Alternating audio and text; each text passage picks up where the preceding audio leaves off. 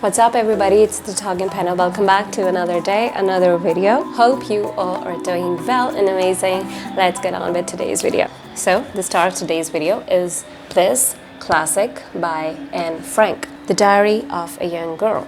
The girl in question is this Missy right here. Let's get on with the video, why I love it, why you should be reading it, and what are the things that you can expect from reading this book. So before we dive into the book, let's talk about the author, the diarist, Anne Frank.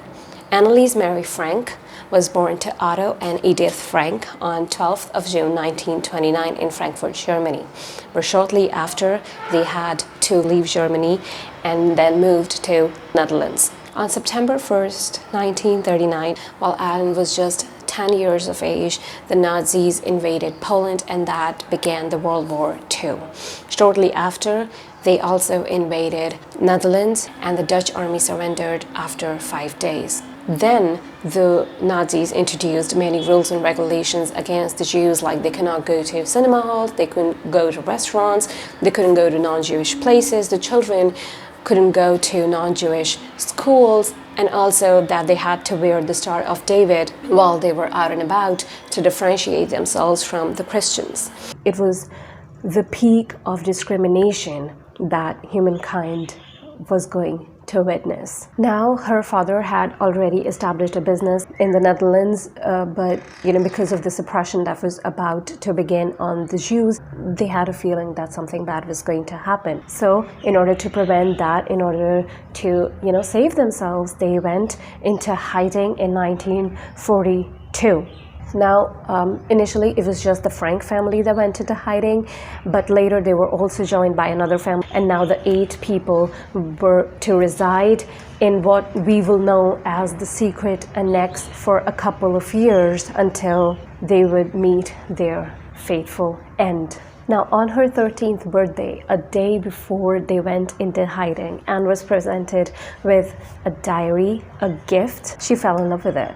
She would write everything, that would happen to her in the day. She would write her feelings. She would, transcribe her thoughts. She would also take the passages from the books she read while in hiding. She would write everything. She wanted to become a writer. That is one thing that is very much clear from the diary. Now, although she was documenting her life, she was inspired to rewrite the individual diaries into one running story when one day the Minister of Education of the Dutch government from England announced on the Radio Orange that the people should keep the war stories and the documents. And that's when she decided that she would want to publish it one day if she were to set free.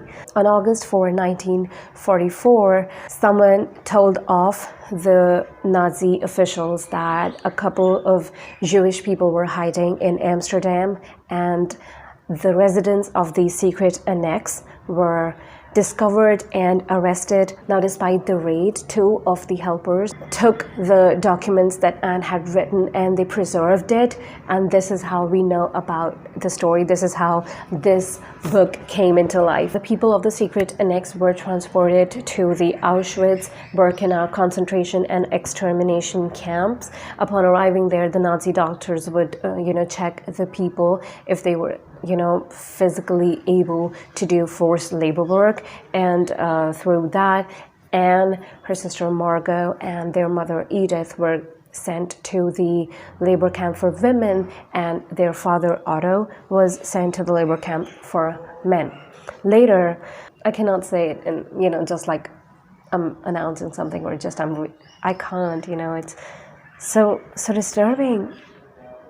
Then later in November 1944, Margot and Anne were deported, and they were sent to the Bergen-Belsen concentration camp away from Auschwitz, while their parents were still left in Auschwitz.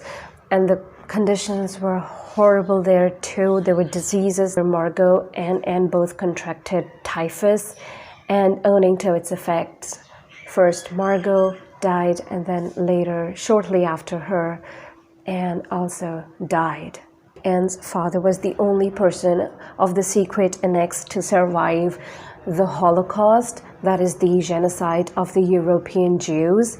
He was liberated from Auschwitz by the Russians, and then, while he was coming back to the Netherlands, he learned on the way that his wife had died, and later found out that Margot and Anne weren't alive either. Later, Otto found the documents and the diaries that were written by Anne, and they left a deep, deep impression on his soul. He was moved by what his daughter had written, and he also read that she intended to publish her work. It was Otto's friends that encouraged him to publish the book, and in June of 1947, 3,000 copies of Het Achterhuis were released, and that's how it became one of the most talked about, one of the most read books of the 20th century. Now, originally Anne wrote it in Dutch, but then later it was translated in nearly 70 languages, and people all around the world were introduced to the world of Anne. Later in 1960, The Secret Annex was turned into a museum, and Anne's diary still resides there. So you can go to Amsterdam and just look around the place that she once lived in and see her diary there. This book is the testament to the phrase that a pen is mightier than a sword. It is something that will help you understand not only the Holocaust or the after effects, but what was happening while the Jews were targeted and killed. What it is like to live in a place where you can't run water any time of the day, where you can't even cough or sneeze because there are people downstairs and they might hear you, or the fear that everyone's living in because they don't want to get found. Not being able to sleep at nights because there are missiles flying over your house and you might not know when it's going to be yours one day. You don't know what's going to happen at the next very moment. The fear, the sheer fear in which the people lived, and yet they hoped for freedom, they hoped for a better life, they hoped to live where they were not discriminated for their religion. They hoped for a better future, they hoped to live.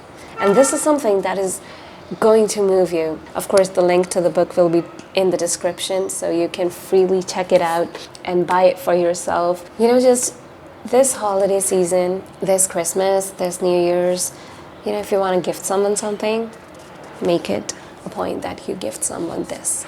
Sometimes I feel that I just think about the book, I just think about Anne, and I feel like I'm in the secret annex with her. I can feel what emotions might have been going through her while they were living there, and even the things that she wouldn't have written down. When you start reading it, you'd find that, okay, it starts off like a normal journal, but then it slowly but surely transitions from a life of a little bit of freedom, but then to the life in hiding. The last of the chapters are just a few days before they were discovered. So it's like you are a part of Anne's small but very, very inspiring life. Read it for her, read it for the Holocaust survivors, read it for the people that lost their lives to that brutal patch in the history of the human civilization, and read it so that we don't do it again. When I hear the phrase that things transcend through time, this is what it's meant. It's not materialistic things, it's feelings, it's emotions. It's the things that go through our lives and that shape us to who we become. You can bury the people, you can bury their emotions, you can neglect them, but you cannot not notice them. And this is what this brave, brave girl did. So, we have come towards the end of the video. I hope you liked the video. Please comment down below if you're interested to read this book. And yeah, I'd see you very soon. Bye from Anne and I. We're matching somehow, which is like a sign maybe,